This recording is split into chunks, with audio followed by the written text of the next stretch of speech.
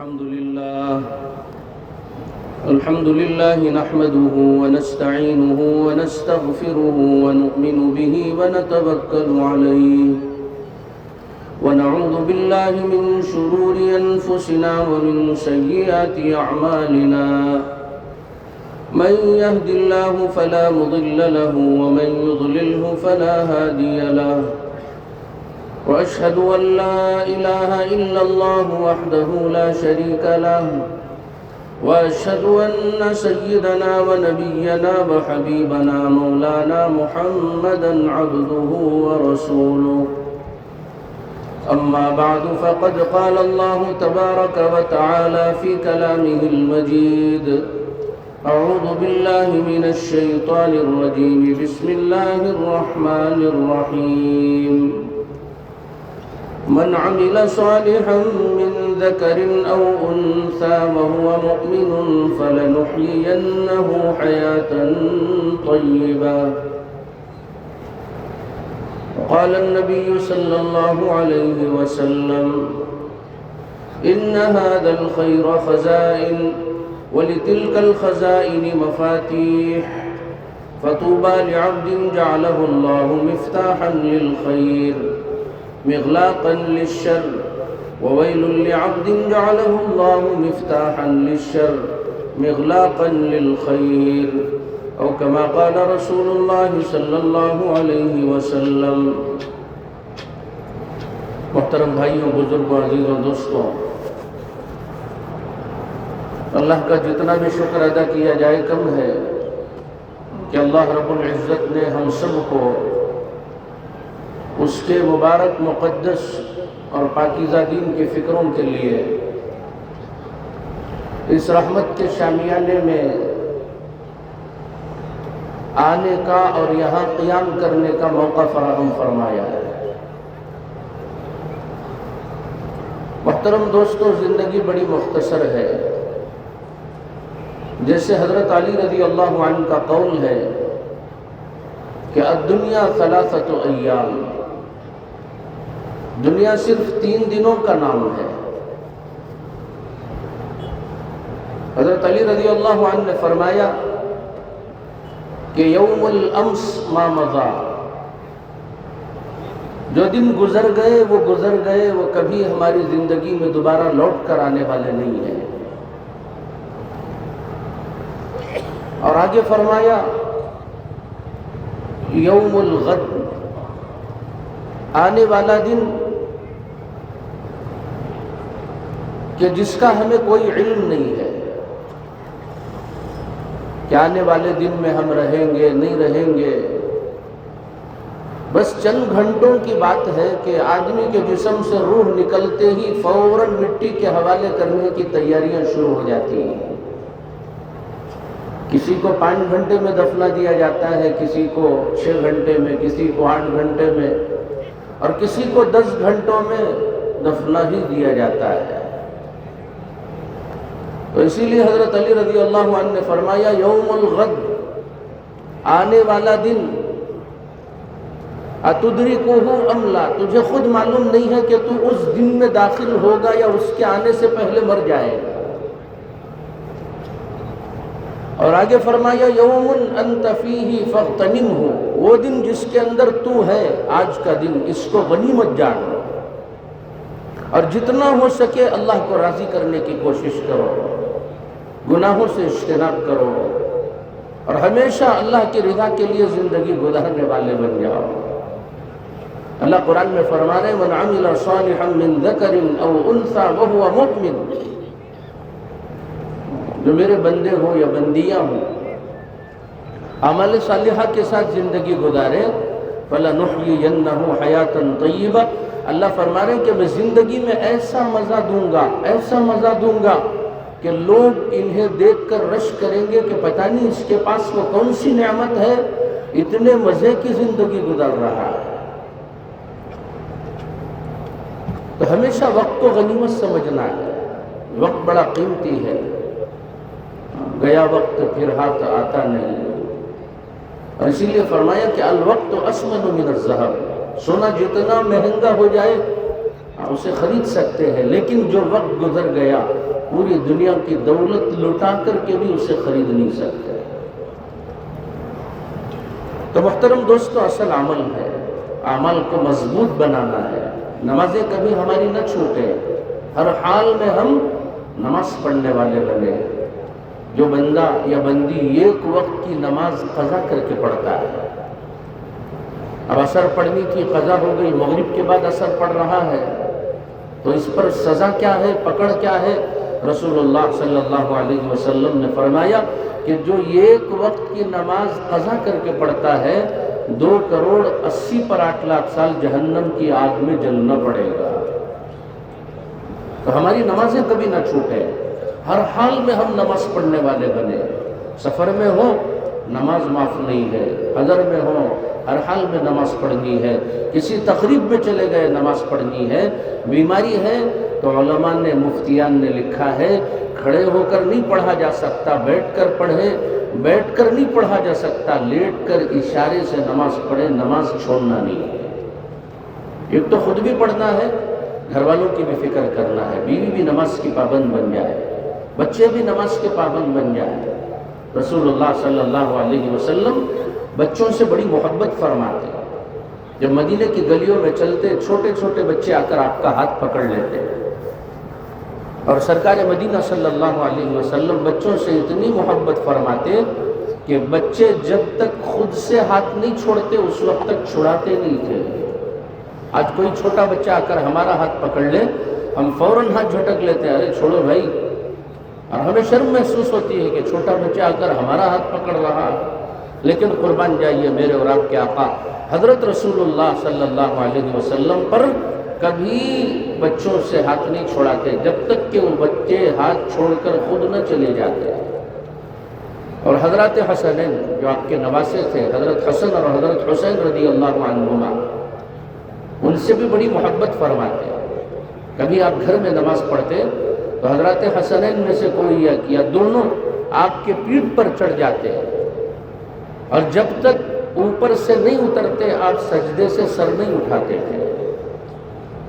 اور بچوں سے اتنی محبت فرماتے کہ کبھی حضرت فاطمہ کے گھر جا کر گھوڑا بن جاتے۔ کیا سمجھ میں آ رہا؟ نہیں آ رہا بھائی؟ بولو، نہیں سمجھ میں آیا تو بولو، آ رہا ہے؟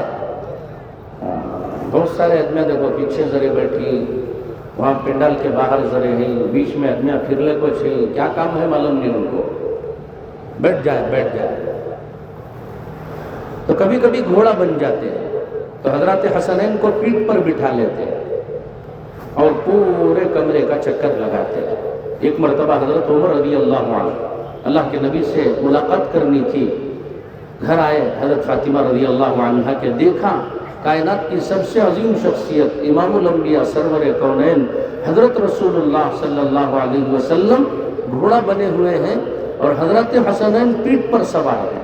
حضرت عمر نے دیکھا، بڑے خوش ہوئے، کہنے لگے نعم الراکبان، کتنے خوش نصیب سوار ہیں کہ جنہیں اللہ کے نبی کی سواری نصیب ہوئی ہے۔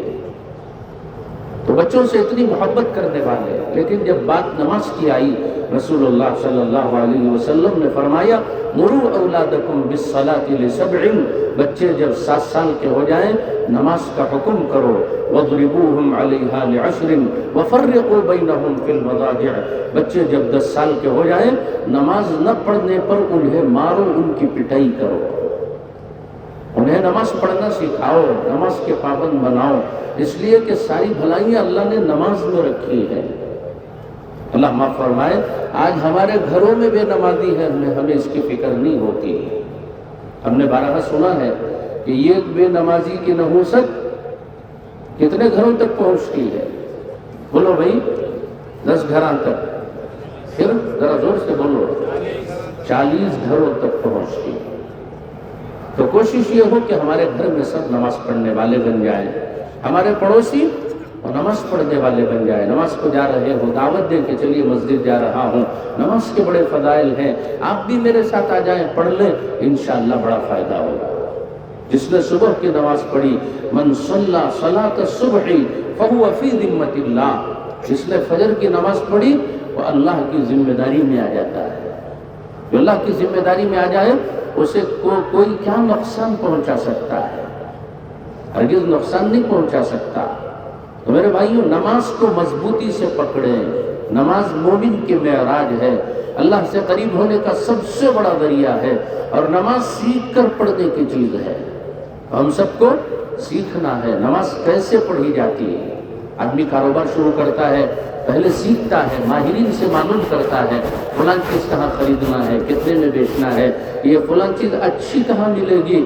ہم جیسے اپنے ذاتی معاملات میں لوگوں سے مشورہ کرتے ہیں، پوچھتے ہیں، سیکھتے ہیں، نماز بھی سیکھ کر پڑھنے کی چیز ہے۔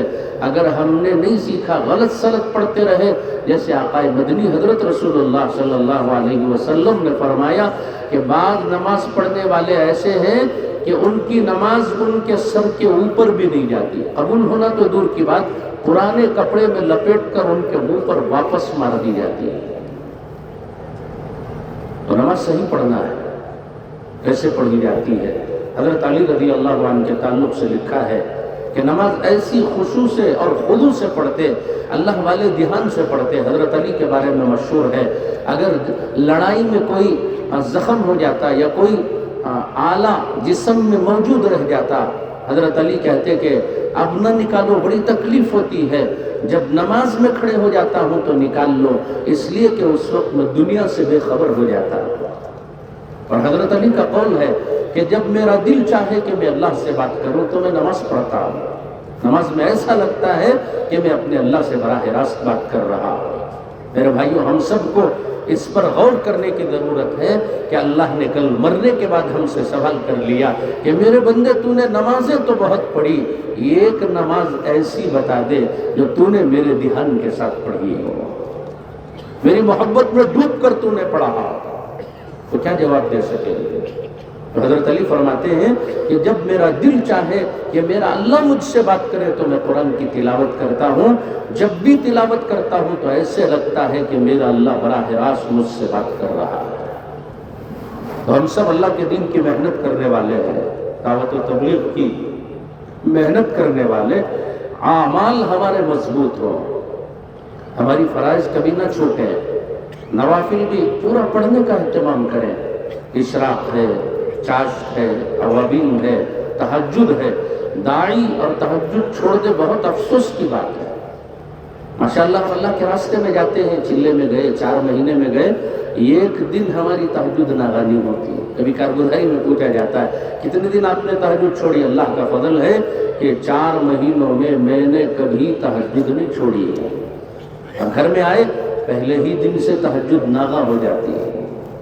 تہجد یہ ایسی نماز ہے کہ اللہ رب العزت اپنے خزانوں کے دروازے کھول دیتے ہیں، جو جتنا لے جا سکتا ہے، لیکن اللہ معاف فرمائے اس وقت ہم لینے کے بجائے سونے میں وقت گزار دیتے ہیں۔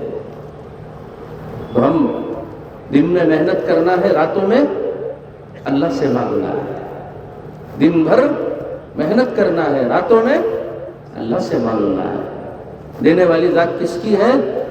اللہ کی ہے۔ کوئی دیتا ہے، دنیا والے 1-2 بار دے کر بڑے فقرے کستے ہیں، کڑوی کسیلی باتیں کہتے ہیں، پیٹ پیچھے بہت زیادہ بدنام کرتے ہیں کہ اس کی عادت بن گئی ہے مانگنے کی، ہاں بعد میں دیکھو تو بھاگنے لگتے، کہیں آ کر دوبارہ سوال نہ کر دے۔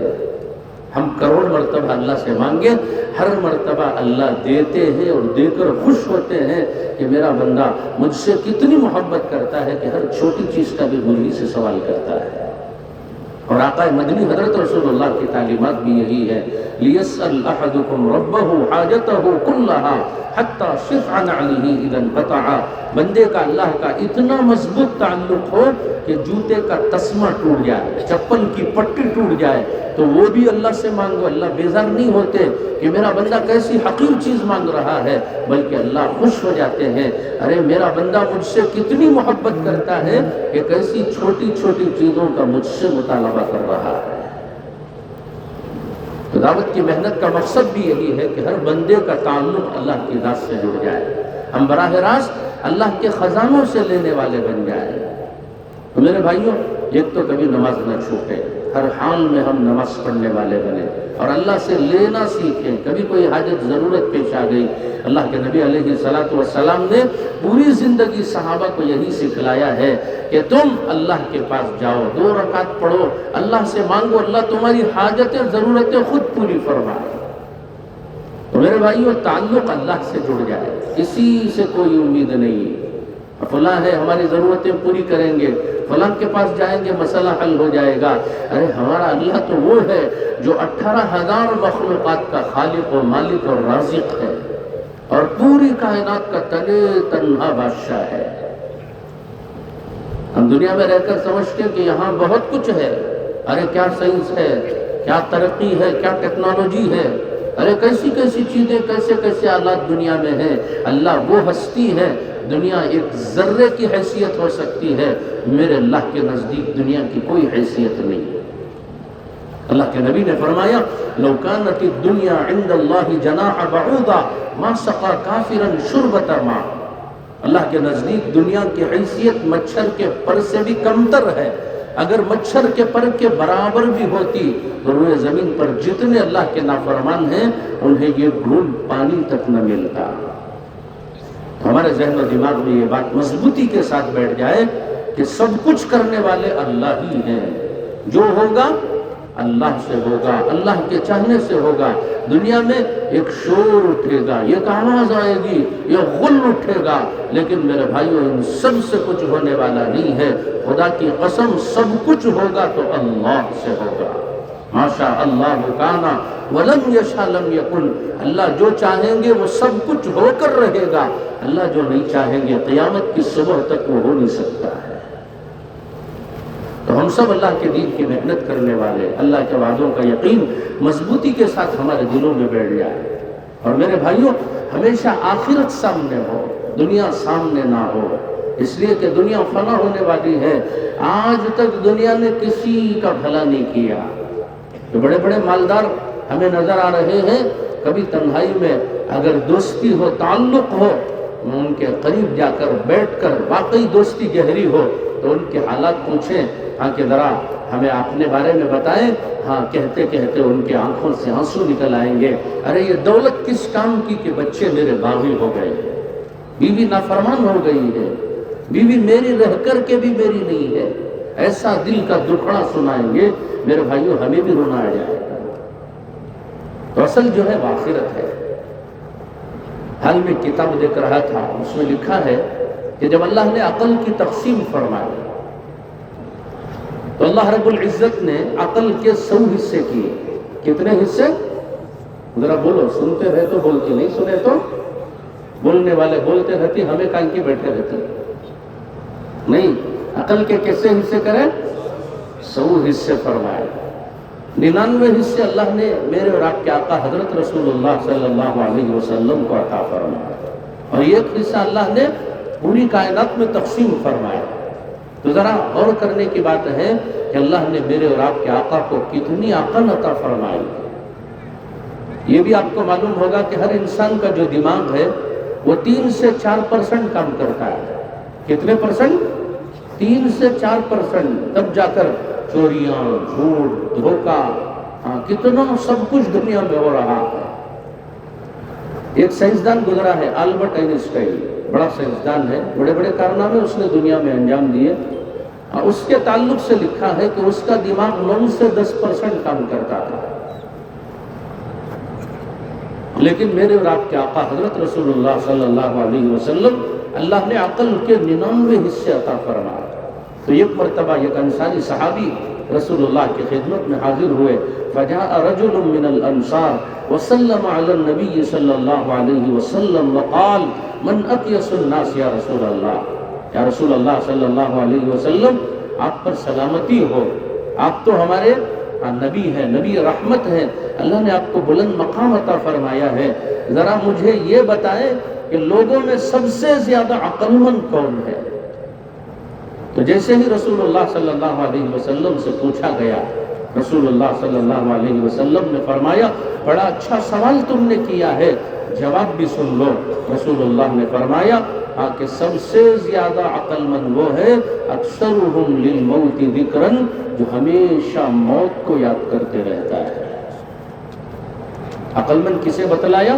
جس نے بڑی عمارتیں کھڑی کی ہوں، یکروں میں جس کی زمین ہو، جس کا بینک بیلنس اتنا ہو کہ لوگ سن کر حیران رہ جاتے ہیں، جس کے تعلقات پوری دنیا میں پھیلے ہوئے ہیں، جس کی تجارتیں پوری دنیا کے کونوں کونوں میں پھیلی ہوئی ہیں۔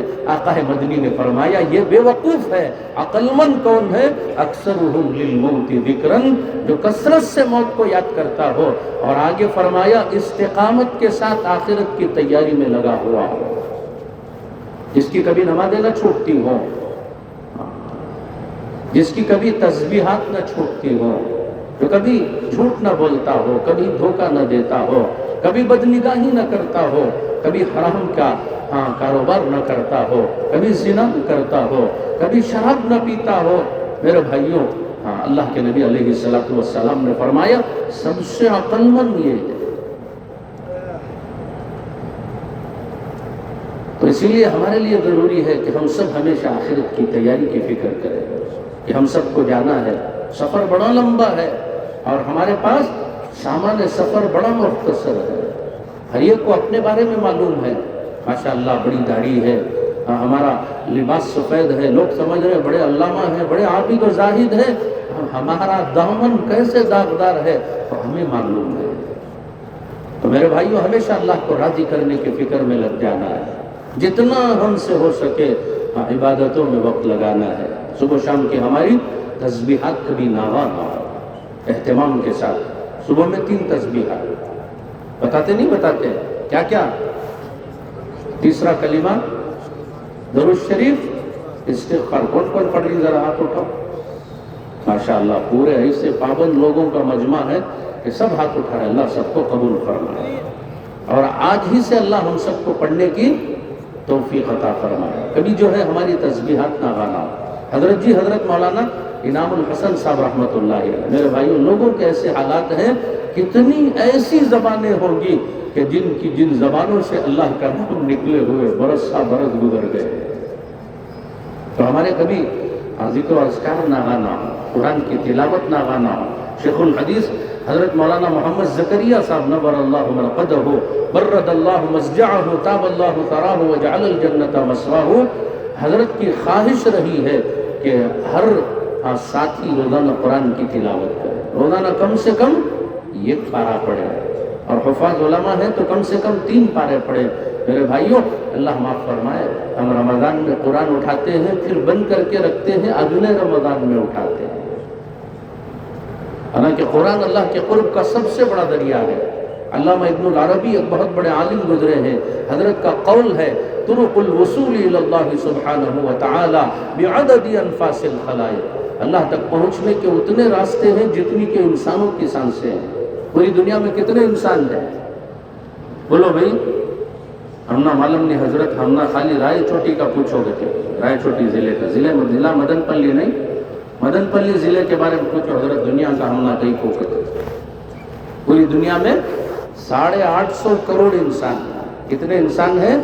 850 کروڑ۔ اللہ تک پہنچنے کے اتنے راستے ہیں، لیکن حضرت نے فرمایا سب سے مضبوط اور بڑا راستہ تلاوت کلام اللہ ہے، تلاوت کلام اللہ ہے۔ قرآن کے ہر حرف پر اللہ نے نیکیاں رکھی ہیں، 1 نہیں بلکہ 10 نیکیاں، 1 حرف پر 10 نیکیاں۔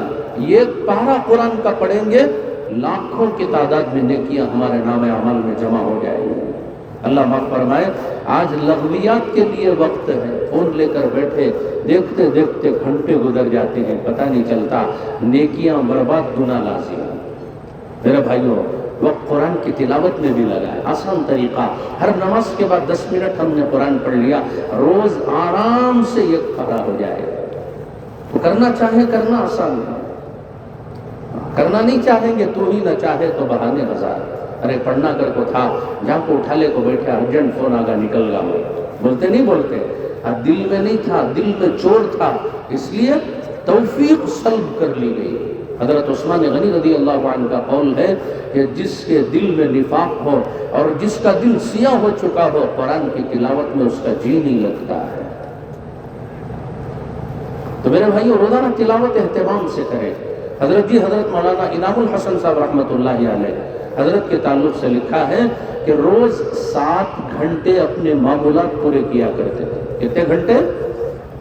7 گھنٹے، 7 hours حضرت روزانہ کیا کرتے تھے؟ اپنے معمولات پورے کیا کرتے تھے۔ تو ہمیں بھی معمولات کے لیے بھی وقت نکالنا۔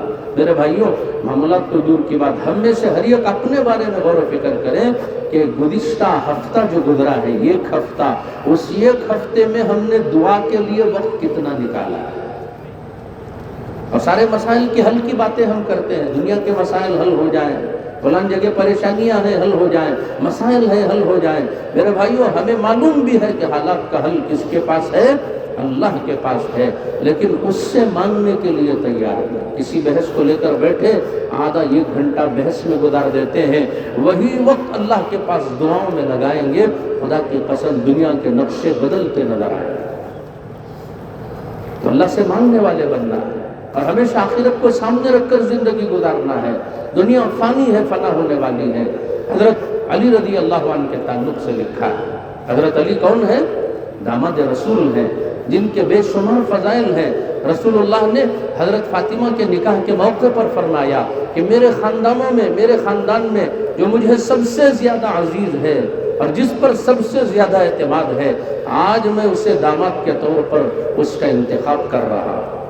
اور خیبر کے موقع پر فرمایا آج اسلام کا جھنڈا اس کے ہاتھ میں دیا جائے گا جس سے اللہ بھی راضی ہے، اللہ کے رسول بھی راضی ہے۔ حضرت علی کی شان میں انا مدینۃ العلم علی بابھا، میں علم کا شہر ہوں، علی اس کا دروازہ ہے۔ اور حضرت فاطمہ کے شوہر ہیں، حضرت حسنین کے والد ہیں، اللہ کے نبی کے داماد ہیں، چچا زاد بھائی ہیں، بے شمار فضائل، لیکن آخرت کے بارے میں ایسے فکر مند۔ حضرت ابو معاویہ رضی اللہ عنہ، ایک مرتبہ حضرت علی کے ہزاروں شاگرد، حضرت علی بہت بڑے عالم تھے، اللہ نے ایسا علم حضرت علی کو دیا تھا جس کی مثال نہیں۔ ایک مرتبہ کوفے کی جامع مسجد میں آئے، عشاء کی نماز پڑھی، ایک بڑا مجمع دیکھا۔ حضرت علی نے پوچھا کیا تم سب قرآن کی تفسیر سننا چاہو گے؟ تو لوگوں نے کہا کہ حضرت آپ بیان کریں تو کون نہیں سننا چاہے گا، ضرور بیان کریں۔ حضرت علی سورہ فاتحہ کی تفسیر حضرت علی سورہ فاتحہ کی تفسیر کرنے کے لیے بیٹھے، بسم اللہ کی با کے بارے میں کہتے کہتے کہتے فجر کی اذان ہو گئی۔ اور حضرت علی نے فرمایا اگر میں سورہ فاتحہ کی تفسیر لکھوں تو اس کی تختیوں کو کئی اونٹوں پر لادا جا سکتا ہے، اتنی بڑی علمی شخصیت۔ تو حضرت ابو معاویہ نے حضرت علی کے 2 مشہور شاگرد حضرت کمیل، حضرت زرارہ بن زمرہ کنانی، دونوں سے پوچھا کہ ذرا حضرت علی کے زندگی کی حالات تو بتاؤ۔ دونوں نے منع کیا۔ جب حضرت ابو معاویہ رضی اللہ عنہ نے اصرار کیا تو بتایا حضرت علی کی بڑی عجیب و غریب شان، قد ارخى اللیل صدولہ وغارت نجومہ تململ یتململ السلیم ویبکی بکاء الحزین یمیل فی محرابہ قابضا علی لحیتہ آہ من قلت الزاد وبعد السفر ووحشت الطریق۔ ارے حضرت علی کے کیا کہنے، جب آسمان پر تارے چھا جاتے، اندھیرا چھا جاتا، لوگ بستروں پر جاتے تو حضرت علی بستر پر نہیں جاتے تھے بلکہ محراب پر چلے جاتے، بہت دیر تک اللہ کی عبادت کرتے۔ جب دعا کے لیے بیٹھتے تو اللہ کے پاس ایسے تڑپتے۔ آج ہم دعا کرتے ہیں، ہاتھ اٹھاتے ہیں، کبھی ادھر دیکھ رہے ہیں، کبھی ادھر دیکھ رہے ہیں، کبھی ناخن میں دیکھ رہے ہیں، کبھی میل صاف کر رہے ہیں، کبھی دانتوں سے ناخن کتر رہے ہیں۔ یہ ہماری کیفیت ہے۔ حضرت علی جب اللہ کے پاس مانگنے کے لیے بیٹھتے تو ایسے تڑپتے جیسے کسی کو بچھو نے یا سانپ نے ڈس لیا ہو، اس کے زہر کے اثر سے جیسے بندہ تڑپتا ہے، حضرت علی اللہ کے پاس مانگتے ہوئے ایسے تڑپا کرتے تھے۔ اور جب آخرت کو یاد کرتے، آہ من آہ، ہے آخرت کی زندگی، سفر بڑا لمبا ہے، من قلت الزاد و بعد السفر، لیکن افسوس یہ ہے کہ علی کے پاس سامان سفر بڑا مختصر ہے۔ اور اللہ سے کہتے کہ اللہ تو نے علی کا بیڑا پار کر دیا تو پار ہو جائے گا، ورنہ علی کا بیڑا غرق ہو جائے گا۔ اور دونوں نے فرمایا کہ روتے روتے روتے اس حال میں رات گزرتی کہ فجر کی اذان ہو جاتی۔ تو میرے بھائیوں آخرت کے بارے میں حضرت علی ایسے فکر مند، اور سارے صحابہ کا یہی حال، حضرت عمر رضی اللہ عنہ آخرت کے بارے میں ایسے فکر مند اور اللہ کا ایسا خوف حضرت عمر رضی اللہ عنہ کے اندر تھا۔ ایک مرتبہ ان پر سوار ہو کر جا رہے تھے، راستے میں قرآن کی ایک آیت کانوں میں پڑی، ان عذاب ربک لواقع ما له من دافع یوم تمور السماء مورا وتسیر الجبال سیرا۔ یہ پڑھنا تھا، اللہ کا ایسا خوف حضرت عمر پر طاری ہوا کہ گرتے گرتے اون سے نیچے اترے، قریب میں دیوار تھی، گئے ٹیک لگا کر بیٹھ گئے، گھنٹوں روتے رہے۔ طبیعت اتنی نڈھال ہو گئی کہ دو صحابہ کے سہارے سے گھر پہنچے۔ آپ کی زندگی کے حالات میں لکھا ہے کہ اس آیت کا ایسا اثر طبیعت پر ہوا کہ مسلسل 1 مہینے تک بیمار رہے۔ یہ کس کی بات ہے؟ حضرت عمر رضی اللہ عنہ کی، جن کے عجیب و غریب شان، جن کے بے شمار فضائل رسول اللہ نے جن کے تعلق سے فرمایا، لو کان بعدی نبی لکان عمر، اگر میرے بعد کسی کو نبی بننے کا حق ہوتا تو حضرت عمر رضی اللہ عنہ کی ذات گرامی ہے۔ اور جیتے جی جنت کی بشارت، عمر فی الجنہ، عمر جنتی ہیں۔ اور ایک موقع پر رسول اللہ جنت کے سیر کے لیے گئے، وہاں دیکھا ایک عالی شان محل ہے۔ رسول اللہ نے دیکھا کہ اتنا خوبصورت محل میرا ہی ہو سکتا ہے۔ جب اندر داخل ہو رہے تھے فرمایا کہ یہ آپ کا محل نہیں، آپ کے ساتھی حضرت عمر رضی اللہ عنہ کا محل ہے۔ اتنی بڑی شخصیت، اسلام کو سب سے زیادہ غلبہ حضرت عمر رضی اللہ عنہ سے ملا ہے۔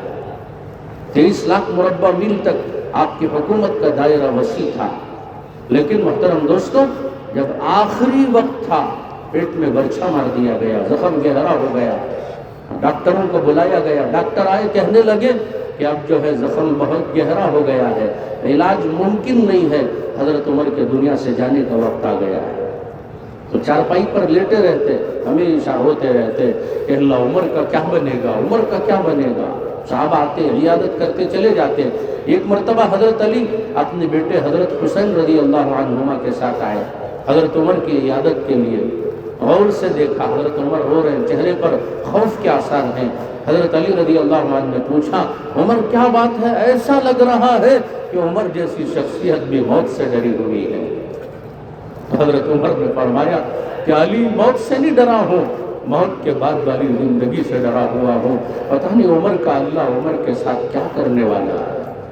حضرت علی نے خوب تسلی دی اور کہا کہ عمر فکر نہ کرو، میں نے میرے آقا حضرت رسول اللہ صلی اللہ علیہ وسلم کے زبانی تمہارا اور حضرت ابو بکر کا نام اتنی مرتبہ سنا ہے، اتنی مرتبہ سنا ہے، میرے اللہ پر پورا بھروسہ ہے، اللہ میرے نبی کی زبان کی لاج رکھ کر تمہیں بھی میں ضرور معاف کر دے۔ تو حضرت علی تسلی دے کر چلے گئے۔ تھوڑی دیر کے بعد حضرت عبداللہ بن عمر آئے۔ حضرت عمر رضی اللہ عنہ نے فرمایا کہ بیٹے ذرا چارپائی سے اٹھا کر زمین پر لٹا دے۔ حضرت عبداللہ بن عمر ابا سے بڑی محبت فرماتے ہیں، اور جو واقعی دیندار اولاد ہوتی ہے اپنے والدین سے بڑی محبت کرتی ہے۔ اولاد کے اندر دین نہ ہو، والدین کو بوجھ سمجھتی ہے، کب یہ مر جائیں ہم سکون سے رہیں۔ کتنے ایسے والدین ہیں کہ جن کو اپنی اولاد سے شکایت ہے۔ حال میں ایک بوڑھے میاں روتے ہوئے آئے، کہنے لگے کہ حضرت موت کی دعا کر دیجیے۔ میں نے کہا کہ ایسا کیوں کہہ رہے ہیں؟ اللہ نے زندگی دی ہے، اللہ کی بڑی نعمت ہے، آپ جتنا ہو سکے اللہ کو راضی کرنے میں لگائیں۔ وہ کہنے لگے کہ کیا کروں، اب تو کمائی بند ہو گئی ہے، بچوں کی کمائی پر گزر بسر ہے، بچے دے کر ایسے ذلیل کرتے ہیں، جی بھر گیا۔ اولاد کی زندگی میں دین ہوگا، ماں باپ کی خوب قدر کریں، جیسے حضرت عبداللہ بن عمر رضی اللہ عنہ۔ حضرت عمر نے کہا کہ نیچے لٹا دو، تو اٹھا کر سر راندھ کر رکھ لیا، سر پر ہاتھ پھیرتے رہے، تسلی دیتے رہے، ابا ٹھیک ہو جائے گا۔ حضرت عمر نے کہا کہ بیٹے زمین پر لٹا دو، میرے اور میرے اللہ کا کچھ حساب و کتاب باقی رہ گیا ہے۔ تو حضرت عبداللہ بن عمر نے پھر پنڈلی پر سر رکھ لیا۔ حضرت عمر ناراض ہو گئے، بیٹے سمجھتا کیوں نے زمین پر لٹا دے؟ نہ چاہتے ہوئے اٹھا کر چارپائی سے اپنے ابا کو زمین پر لٹایا۔ حضرت عمر رضی اللہ عنہ جیسے ہی زمین پر لیٹے، اپنی ناک زمین سے رگڑنے لگے۔ آدمی کوئی بڑا گناہ کر دیتا ہے، کسی کے سامنے اس گناہ کا اعتراف کر رہا ہے تو ناک زمین پر رگڑتا ہے۔ حضرت عمر رضی اللہ عنہ ناک زمین سے رگڑ رہے ہیں اور اللہ سے کہہ رہے ہیں، وَيْلٌ لَكَ يَا عُمَرْ إِن لَّمْ يَغْفِرْ لَكَ رَبُّكَ، عمر تمہارے لیے ہلاکت ہے اگر تمہارے رب نے تمہیں معاف نہ کیا۔ اللہ تو معاف کر دے. حضرت عمر زارو پتھر رو رہے ہیں.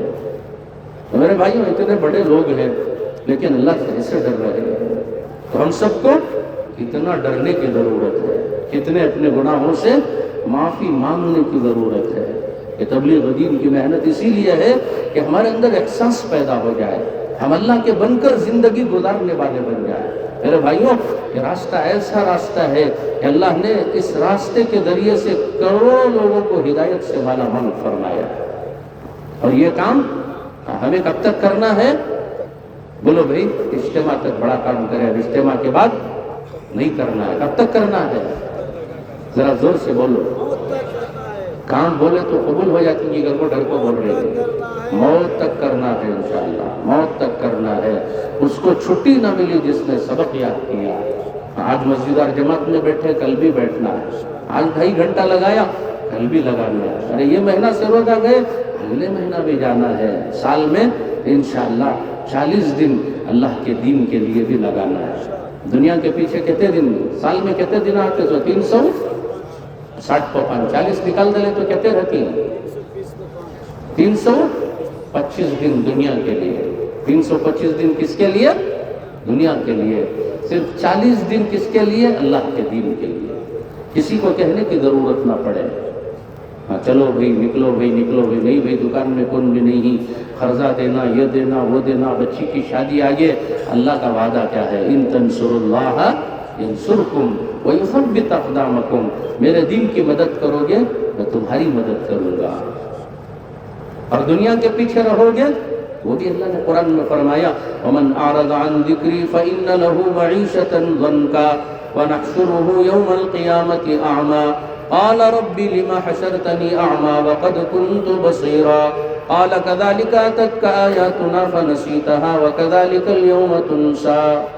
اس کا مقصد صرف اور صرف دنیا ہے. صبح اٹھو تو دنیا, شام میں سو تو دنیا خواب دیکھ رہا ہے, کبھی دنیا کے آنے کے, کبھی دنیا کے جانے کے.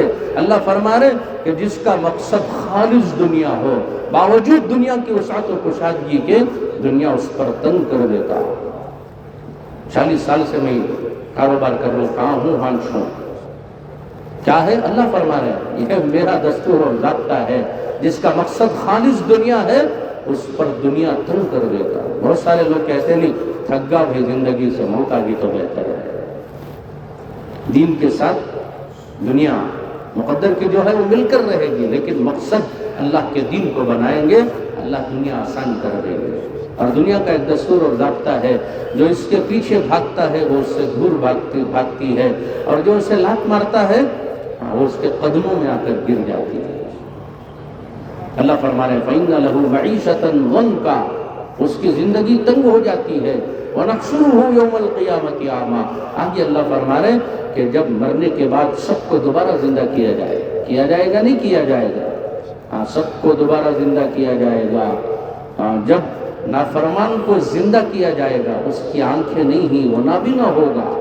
وہ اللہ سے کہے گا اے اللہ یہ کیا ہو گیا, ربی لما حشرتنی اعما وقد کنت بصیرا. دنیا میں تو سب کچھ دیکھا کرتا تھا, آنکھیں تھی, آج اندھا کیوں بنا دیا گیا ہوں؟ اللہ کہیں گے وما ربک بظلام للعبید, میرے بندے قصور میرا نہیں ہے, قصور تیرا ہے. تو سب کچھ جانتا تھا, آخرت ہے, قبر ہے, حشر ہے, حساب و کتاب ہے, اللہ کے سامنے کھڑے ہونا ہے, ہاں روز جزا کا دن بھی آج, سب کچھ تجھے معلوم تھا, لیکن سب کچھ جان کر بڑا انجان بنا زندگی گزارتا تھا. جیسے تو غافل رہا, آج میں نے تجھے اپنے بندوں کی فہرست سے خارج کر دیا ہے. وَكَذَلِكَ الْيَوْمَ تُنْسَى, جیسے دنیا میں تو نے مجھے بھلا دیا تھا میرے بندے, آج میں نے تجھے بھلا دیا ہے.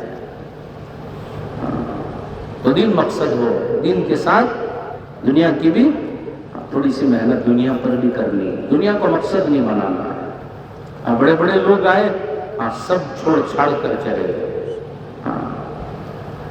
آج دنیا نے بڑی ترقی کر لی ہے, سائنس نے بڑی ترقی کر لی ہے, لیکن آج تک کسی نے موت سے بچنے کے تعلق سے کوئی ترقی نہیں کی. سائنس اتنی ترقی کر رہی ہے نہیں بھائی بولو, لیکن آج تک موت کی کوئی دوا بنائے, بنا بھی نہیں سکتے. قیامت کی صبح تک موت کی دوا بنا نہیں سکتے، اس لیے کہ یحیی و یمیت، زندگی اور موت کا تعلق اللہ کی ذات سے ہے۔ اللہ فرما رہے ہیں زندگی دینے والا میں ہوں اور موت دینے والا میں ہوں۔ بڑے بڑے لوگ آئے، موت کے ایک جھٹکے نے ان کو ختم کر دیا۔ تو آج ہم ہیں، ہو سکتا ہے کہ کل کو نہ رہے۔ جیسے گزشتہ اجتماع میں ماشاءاللہ بہت سارے لوگ تھے، اس اجتماع میں ان میں سے بہت سارے نہیں رہے۔ موت کا کوئی وقت نہیں ہے، اور جب آتی ہے لے کر ہی جاتی ہے، کسی کو چھوڑ کر نہیں جاتی۔ آج تک آپ نے نہیں سنا ہوگا کہ موت کا فرشتہ روح نکالنے کے لیے آیا تھا، ایک چانس دے کر چلا گیا۔ سانس کو کبھی چانس نہیں ملتی ہے، بس ایک سانس کا فاصلہ ہے، سانس ختم ہوئی آدمی کا وجود بیکار ہو جاتا ہے۔ گھر میں زیادہ دیر تک رکھنا پسند نہیں کرتے۔ ارے ہمارے ابا تھے، بڑی محنتوں سے انہوں نے پالا پوسا، بڑا کیا، بڑی ہم سے محبت کی، 8 دن تک ہم ابا کو نہیں دفنائے۔ آج تک کہیں ایسا دیکھا نہیں ہوگا۔ دوسرے دن باس آریا کر کو بول کو خود کے بچے، خود کے گھر والے ناک کو کپڑا رکھ لیتے تھے۔ یہ دنیا کی حقیقت ہے۔ بڑا بہترین پیارا واقعہ یاد آ گیا، آپ کو سناتا ہوں۔ ایک بہت بڑے عقل مند شخص گزرے تھے، ارسطو ان کا نام تھا۔ ارسطو، کیا نام؟ ارسطو۔ اللہ نے مان بھی دیا تھا، عقل بھی بہت دی تھی۔ موت کے بارے میں بہت غور کرنے لگے کہ دیکھتے ہیں کہ موت سے بچنے کی کوئی تدبیر بن سکتی ہے یا نہیں بن سکتی۔ تو بہت دنوں تک غور و فکر کیا، ایک تدبیر سمجھ میں آئی کہ چلو اس تدبیر سے دیکھیں گے کہ موت سے بچنا ہو سکتا ہے کہ ممکن ہو جائے۔ تو انہوں نے اپنے جیسے 90 پر 9 پتلے بنائے، سیم ہو بہو، ڈٹو گتی نہیں، کیا بھی فرق نہیں، بھگوان بھی ویسے اچھے، پلکاں بھی ویسے اچھے، انکھیاں بھی ویسے، انگلیاں، پوراں، گیراں، پورا 90 پر 9 پتلے بنائے۔ بنا تو کیا کرے، دنیا سے بڑے بڑے ماہرین کو بلائے، کیا کو دیکھو ذرا یہ پتلیاں میں میرے میں کیا تو بھی فرق باقی رہ گئے، کیا کرو۔ بڑے بڑے جانچ پرکھ کرنے والے آدمی آئے، دیکھو سب سرٹیفکیٹ دے ڈالے کہ ذرہ برابر ان پتلوں میں آپ میں کوئی نقص باقی نہیں رہ گیا۔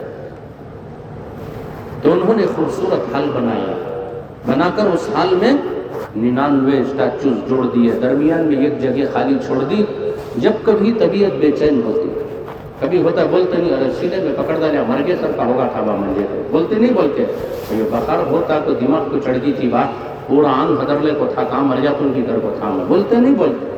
تو جب کبھی طبیعت بے چین ہوتی تو اس حال میں درمیان میں جا کر خاموش کھڑے ہو جاتے۔ تو یہ سلسلہ جاری رہا، جاتے آتے ایک دن حال میں گئے ہی تھے، ملک الموت آ گئے۔ اب ڈر کر درمیان میں کھڑے ہیں، اب نظر دوڑا رہے، سب کے سب برابر نظر آ رہے۔ اب یہاں ارسطو کون ہے کیا پتہ چلے گا؟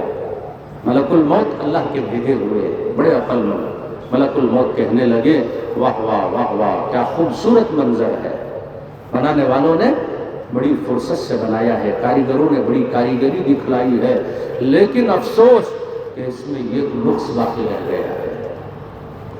اب ارسطو جو بیچ میں کھڑے تھے بڑے پریشان ہو گئے، ارے بڑے بڑے لوگ آئے، کسی نے ایک نقص نہیں نکالا۔ ملک الموت کو ایسا کیا نقص نظر آ گیا، غصے سے بہت زیادہ بے قابو ہو گئے۔ ارسطو بول پڑے، ارے ملک الموت آپ کو کیا نقص نظر آ گیا، ذرا مجھے بھی بتائیں۔ ملک الموت کہنے لگے، ہائے افسوس، نقص یہی ہے کہ یہ 99 بولتے نہیں ہے، تو ایک بولتا ہے۔ میری غرض تجھے سے وابستہ ہے، تیرا وقت ختم ہو چکا ہے، اب تجھے میرے ساتھ چلنا ہے۔ تو وہاں سے روح نکال کر لے کر چلے گئے۔ تو میرے بھائیوں، ہم سب آئے ہیں جانے کے لیے، اللہ نے دعوت کی عظیم محنت ہمیں عطا فرمائی ہے، خوب قدردانی کے ساتھ اللہ کا شکر ادا کرتے ہوئے اعمال کی پابندی کے ساتھ انشاءاللہ لگے رہیں گے۔ اللہ رب العزت دنیا میں بھی کامیاب فرمائیں گے، مرنے کے بعد والی زندگی میں بھی اللہ ہمیں کامیاب فرمائے گا۔ تو سب کریں گے انشاءاللہ۔ ابھی جو ہے ماشاءاللہ ہم آ تو گئے ہیں، اب ہمارے ساتھ ایک جنا ہے نا، کون بولو؟ شیطان مارے تو مر جاتا انہیں،